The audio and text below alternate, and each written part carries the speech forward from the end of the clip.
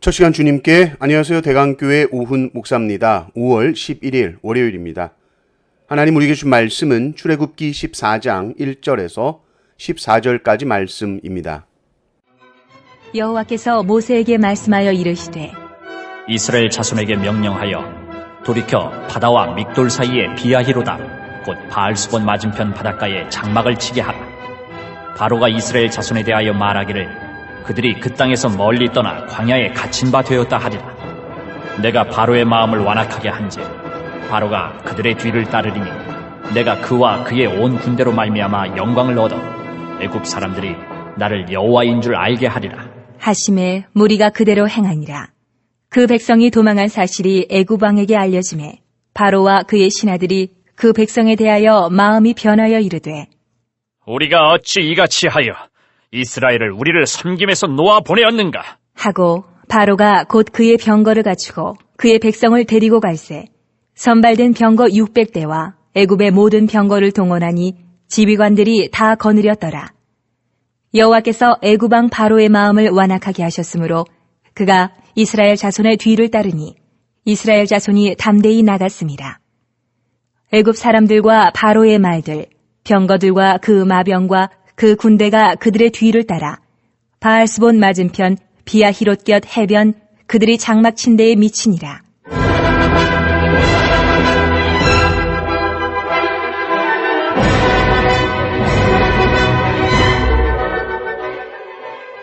바로가 가까이 올 때에 이스라엘 자손이 눈을 들어본즉 애굽 사람들이 자기들 뒤에 이른지라.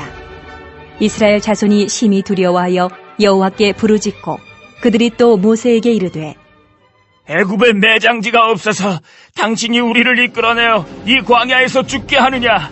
어찌하여 당신이 우리를 애굽에서 이끌어내어 우리에게 이같이 하느냐? 우리가 애굽에서 당신에게 이른 말이 이것이 아니냐? 이르기를 우리를 내버려 두라. 우리가 애굽 사람을 섬길 것이라 하지 아니하더냐? 애굽 사람을 섬기는 것이 광야에서 죽는 것보다 낫겠노라. 모세가 백성에게 이르되 너희는 두려워하지 말고 가만히 서서 여호와께서 오늘 너희를 위하여 행하시는 구원을 보라. 너희가 오늘 본 애굽 사람을 영원히 다시 보지 아니하리라. 여호와께서 너희를 위하여 싸우시리니 너희는 가만히 있을지니라. 아멘. 출애굽한 이스라엘 백성들을 하나님은 어디로 인도하실까요? 정말 우리가 예상치 못하게도 막다른 골목으로 인도하십니다. 사방이 산이요 앞에는 홍해가 있는 바알스본 맞은편 바닷가에 장막을 쳐라 라고 말씀하시죠. 그러면 바로는 이렇게 생각할 거다. 이스라엘 백성들이 길을 잃었구만 그렇게 생각하고 바로가 다시 마음을 강팍하게 해서 이스라엘에게 또 군대를 보낼 것이다. 근데 그때 나는 그 군대로 말미암아 영광을 받을 것이다. 하나님이 이렇게 처음부터 끝까지 쭉 말씀을 해주십니다. 하나님의 큰 그림, 큰 계획들을 미리 말씀해 주시죠. 그리고 그 하나님의 계획대로 흘러갑니다. 이스라엘 백성들이 바알스본에 있다라는 소식이 알려지자 바로는 완악해집니다. 다시 이 이스라엘 노예들을 잡아와야겠다라고 하고 군대를 보내죠.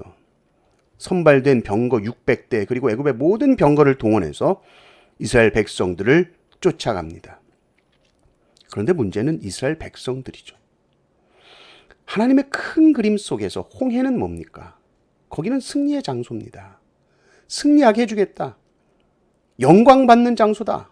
그런데 이스라엘 백성들은 홍해 앞에 서서 우린 죽었다. 이렇게 생각하고 있는 거죠. 그러니 이들이 이렇게 말합니다. 11절, 12절을 보십시오. 그들이 또 모세에게 이르되 애굽에 매장지가 없어서 당신이 우리를 이끌어내어 이 광야에서 죽게 하느냐? 어찌하여 당신이 우리를 애굽에서 이끌어내어 우리에게 이같이 하느냐? 우리가 애굽에서 당신에게 이른 말이 이것이 아니냐 이르기를 우리를 내버려 두라. 우리가 애굽 사람을 섬길 것이라 하지 아니하더냐? 애굽 사람을 섬기는 것이 광야에서 죽는 것보다 낫겠노라. 모세가 분명 하나님의 위대한 계획을 선포했고 백성들은 분명히 이 계획을 알고 있었습니다. 14절 끝에 보면 4절 끝에 보면 무리가 그대로 행하니라 이렇게 나오죠. 인생은 그러나 눈앞에 홍해라는 이 막다른 골목이 보일 때 믿음의 눈이 가려져 버리는 겁니다. 그리고는 익숙했던 노예 생활, 그 430년.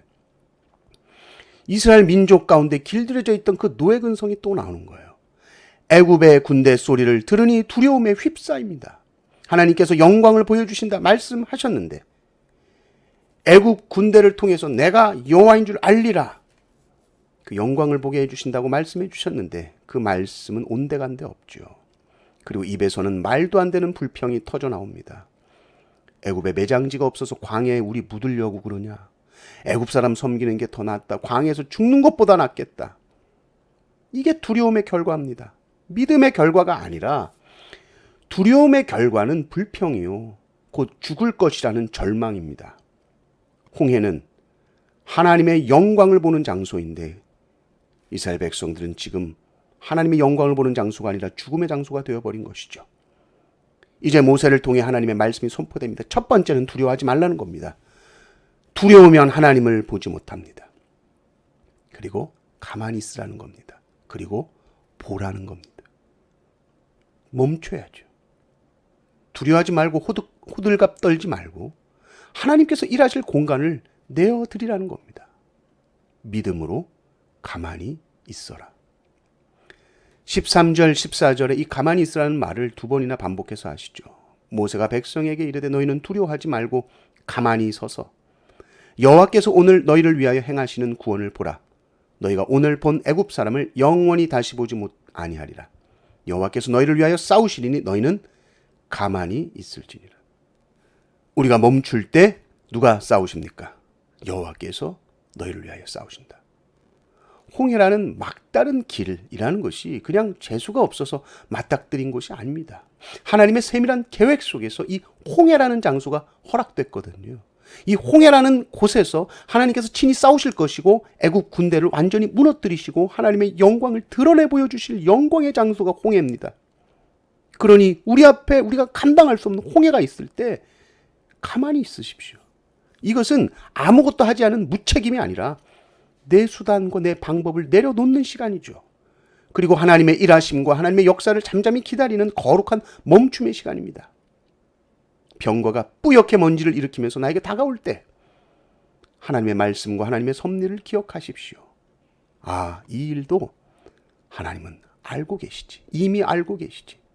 그리고 그 하나님은 반드시 나를 향한 계획이 있으시지. 나는 그것을 기다리겠다. 그때 이 홍해가 승리의 장소, 영광의 장소가 될 줄을 믿습니다. 은혜가 넘치시기를 주님의 이름으로 축원합니다.